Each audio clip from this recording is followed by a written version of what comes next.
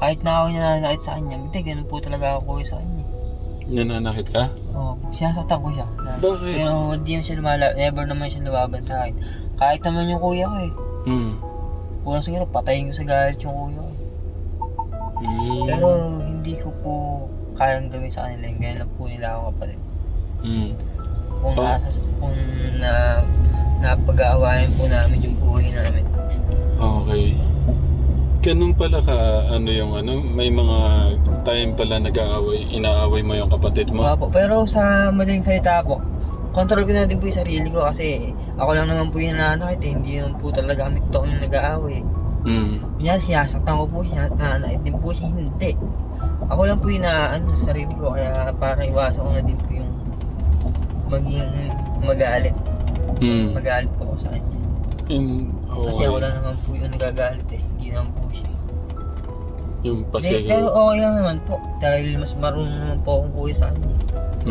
Kaysa sa ibang tao yung nananakit sa kanya, marunong po akong magalit. Hindi, bakit mo siya sinasaktan? Hindi ko alam yan. Bakit mo sinasaktan si Jesus? Hindi, abni po siya eh. Ang baga lahat po ng willing na ginagawa niya, kahit naman po sabihan ko siya, wala po siya na-appreciate sa akin. Hindi niya po na-appreciate yung mga bagay na ibibiling ko po sa kanya. Masyado na po siya mapagsarili. Ano yung abnoy? Ano yung ibig mong sabihin sa abnoy siya? Lahat po ng ginagawa niya, pagkasarilihan niya lang lahat ng buhay niya. Ayoko naman po sa akin ng ganun. Talaga magagalit din po ako pagka may sarili po siyang buhay. Pagka may sarili po siyang mundo, masyado po akong galit. Kasi hindi niya po ako nire-respeto. Pero yung pananakit po na yan, may isip naman po ako para tumahimik na manakit ng kapatid ko. Hindi, gusto kong linawin, Kuya Kirby. Pero yung pagmamahalan po namin magkakapatid, buhay po sa kuya ko, ako po talaga pinakamayabang sa amin. Mayabang po akong kapatid. Okay, mamaya na tayo sa mayabang. Gusto kong malaman, bakit dun sa pagkasariling mundo, ano ba yung gusto mong gawin niya? Parang gusto mo, open siya sa'yo, gano'n? Or paano mo yun? Yun, kumbaga, magbibigay po ako ng isang bagay ng salita. Kasi, buhay niya naman po ako. Never niya po maiintindihan yun. So, kahit kailan sa buhay niya. Gaya ng... hanggang ngayon, ganun po rin po siya. Hayaan ko rin po siya na maging ganun. Yun nga lang po, naging physically po sa kapatid ko na yun, pag bubuhatan ko po siya ng kamay, kahit na bilang kuya lang. Hindi naman po ako totoong magulang. Pero mas matalino po ako sa kanilang tao pagka susumain niyo po. Kasi mayroon po ako sinasabi na hindi naman niya kailangan unawain. Mayroon po ako sinasabi na dapat maunawain niya, hindi niya naman po ginagawa. Gusto kong malaman paano mo siya sinasaktan kasi may pananakit pala. Tinutulak ko lang po, tsaka hindi naman po totally basta inaampas ko po siya, nasisipa ko siya, ganun. Ganun lang. Ba't ganun, hindi suntok? Parang babae yata yung ganun ba? Inaampas ko po siya ng mga pinapersa ko. Pinapersa ko po siya, malaking tao naman po siya sa akin.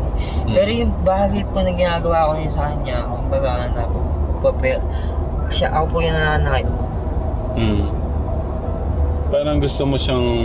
Buhay naman niya po, talaga. Kumbaga hindi kasi nasunod pa. Mas wish po ako na maging mapanakit kasi wala naman po siya nare-realize sa mga sinasabi ko eh. Hindi siya sumusunod. Kumbaga, kung magkasalita lang din po ako, ganun pa rin po siya. Siguro nag-guide po ako kung paano siya umarte o kumilos. Okay. Hindi ko mabago sa ethical niya na... Ethical. na dapat may matutunan din ba ako? Parang wala naman ako natutunan sa kanya. Ganun siya lang ganun. Hindi niya po ako nai-respect. Kumbaga, nakapanakit po ako. Ako lang yung nananakit. Parang maintindihan ko kung ako pa ba yung dapat na ganun kuya niya.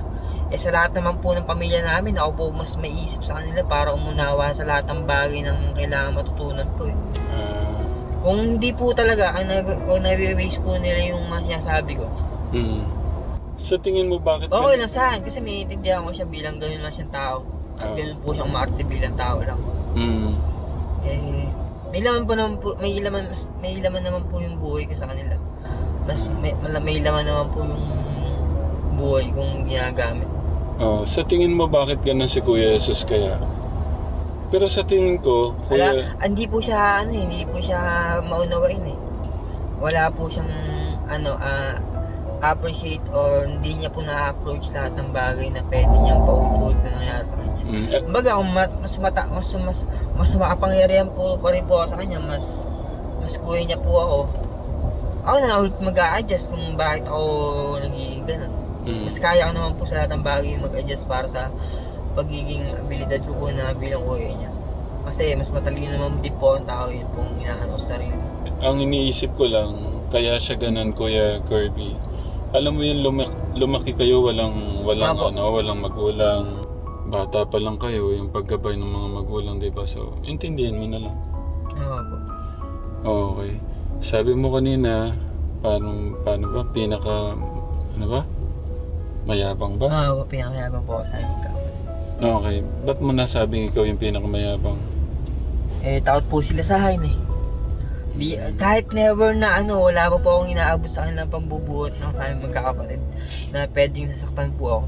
Ang magkakapatid sa amin po magkakapatid. Nasabi mo kanina, gusto mong mapatay mo yung si Kuya Kate. Bakit ganun?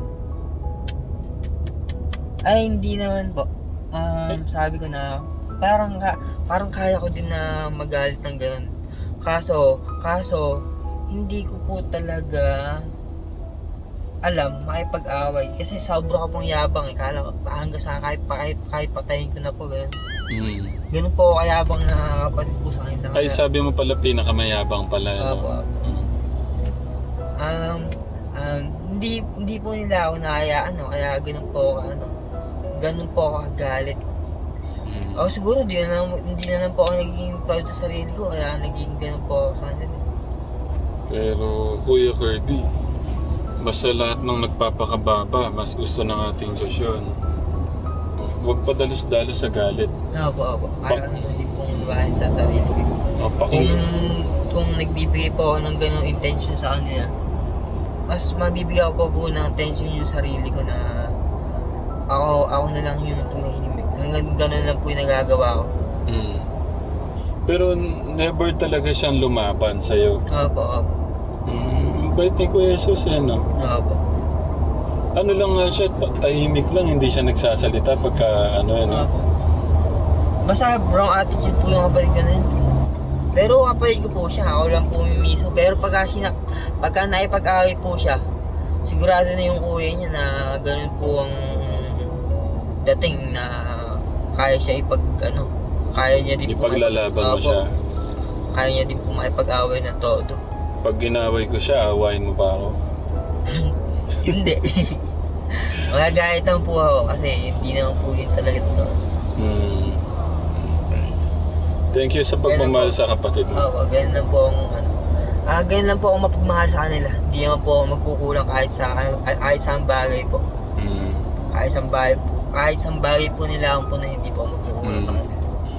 Ngayon ka Telegram, nakakatuwa lang. Ngayon po yung Kuya Kirby natin, wala na yung Kuya Kirby yun. Para siyang Ako ba para kang nabibigla minsan. Ayan, wala na yan. Oo. Okay. Kain na tayo? Gutom ka na? Hindi ko po ako Dito na tayo. 11 pa lang eh. Nakain na kaya po ako sa inyo doon. Diretso mo tayo pin. Yung pin, sige, try natin. Busog pa pala siya. Doon na lang, maghanap na lang tayo ng doon. Doon na lang tayo kakain sa pin. Ano ba yung pin? Yung bilihan ng ginto, tapos yung mga may mga Chinese restaurant doon. Oo po, makakita po. Maraming klase ng pagkain doon, Sa Monday na tayo uwi sa inyo. Bakit? Matagal po Ha? Ewan ko po, matagal po yan. In what? Kasi dadala tayong power spray, tapos bukas Sunday. Ay, oo nga po. Monday na po tayo. Monday po ba? Monday? Okay lang ba? Oo po, isang araw lang.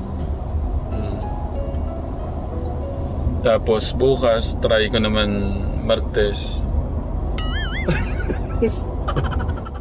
Tapos sa Martes, try ko naman Wednesday tayo uwi.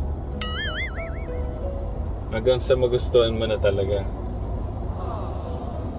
Hindi? Siyempre hindi kita pipilitin doon. Siyempre, importante sa akin yung kaligayahan ng puso mo. Tsaka nagtanong si Kuya Kirby. Ay, si Kuya Jesus. Sabi niya, kumusta ka daw pala? Sabi niya, kumusta na po si Kuya Kirby? Sabi ko, nan-chicks ka na. Sino ba nagtanong? Si Kuya Jesus, kumusta ka na daw? Tignan mo, namimiss ka ng kapatid Ano mo. Nando sa phone na isa. Love na love ka ng kapatid mo.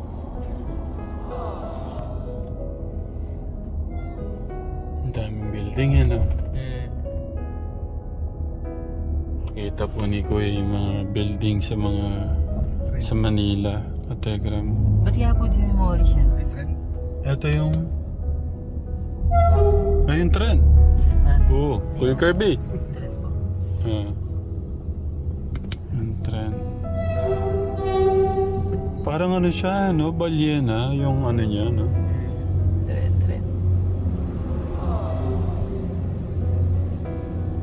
Ay, trend po, trend? Yan yung UST. Kuya Kirby. Alam niyo po, Oo. Yung school ko nandun sa kabila, FEU. FEU po ba? FEU po. Ano yung FEU? Tama raw. Ang galing, alam mo. FEU, tama raw po. UST po yan. Yan ang UST. Kailan po kayo graduate? Kailan na po ba 40. 1983. Ikaw, 97. 1997? Po. 1980? 3. Hindi. 1983. 1983 po. Ang ganda ng mga building kuya, Tataas. Ganda po buhay sa Manila, University of Santo Tomas. US. University of Santo Tomas. Ayun nga po. Ay, kailan po ba ng school niyo po? College school niyo po? Nakita ko malaki.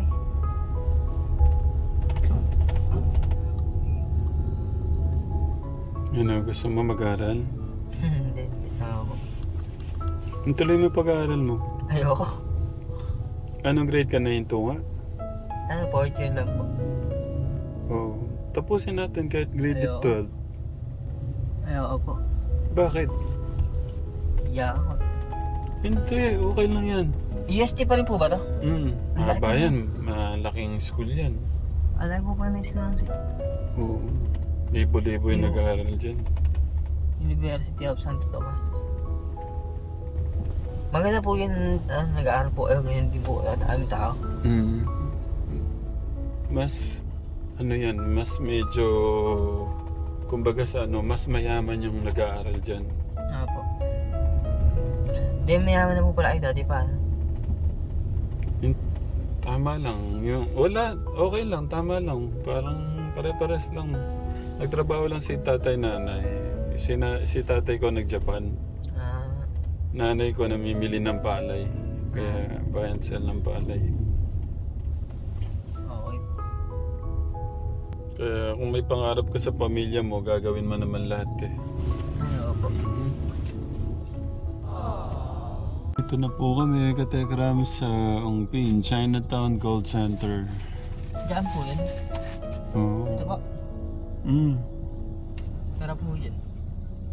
Sama niyo po ba ako? Kaya po ba ito? Kaya po yung church? Ano yung church na yan? Santa Cruz. Mamaya punta tayo sa Quiapo Church. Daan tayo. Kuya Martin, after dito, Quiapo Church. Yan, dito na ho kami sa Telegram sa Ongpin. Ayan po yung pinaka-arco ng dito. Yung Arc of Goodwill. Marami pong pila sa Ongpin. Bibili po sila ng mga gold. Kaya po, ano bibili niya? Piao, beads.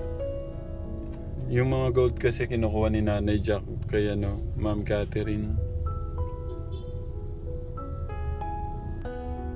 Gawan pala kita ng magandang bracelet mamaya.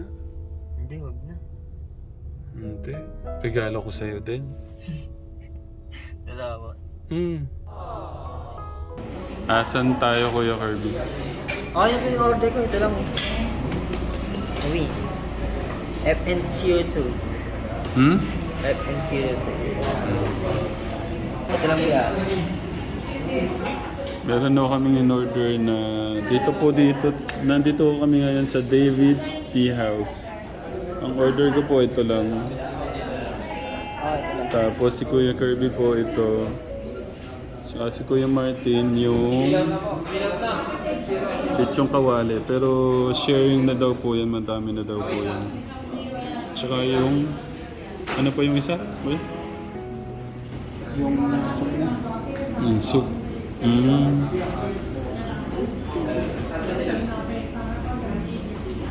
Ito kaya, masarap kaya to. Ano ba to? BG09.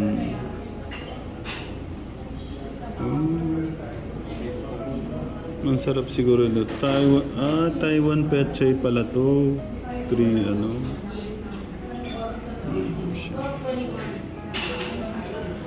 Taiwan Pechay. Ipakita ko namin sa inyo kasi kung order ko namin.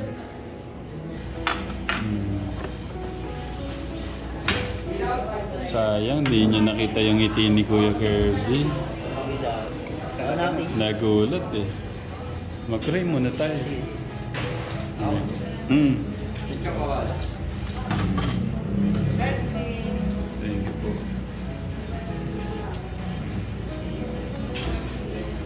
Thank you. Mating mo sa diyan. Gala ko po, gala ko. Salamat po. Maraming thank you po. Gutom na siya.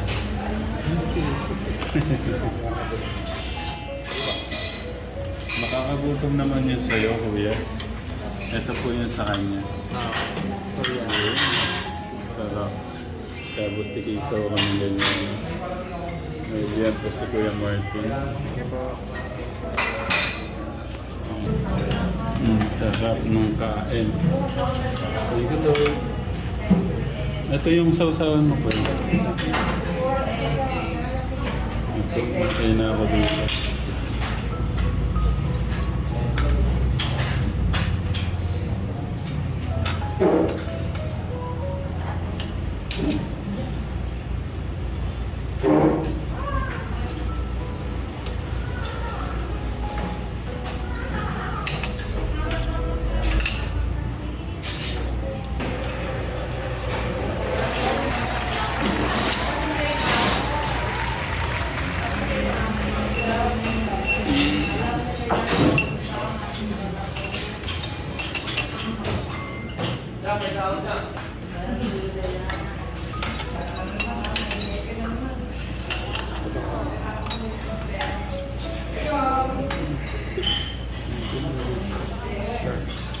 Ano to? Pating, Kuya. Pating.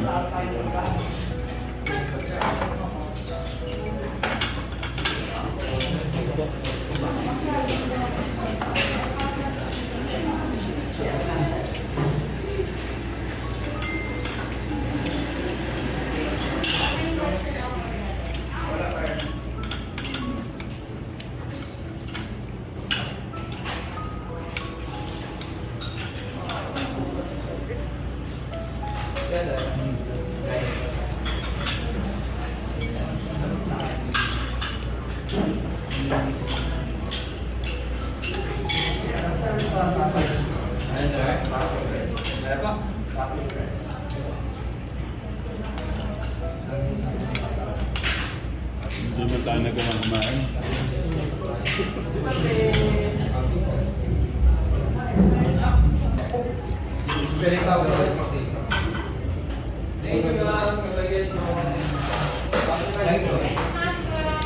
Pasikiam ko yung Martin.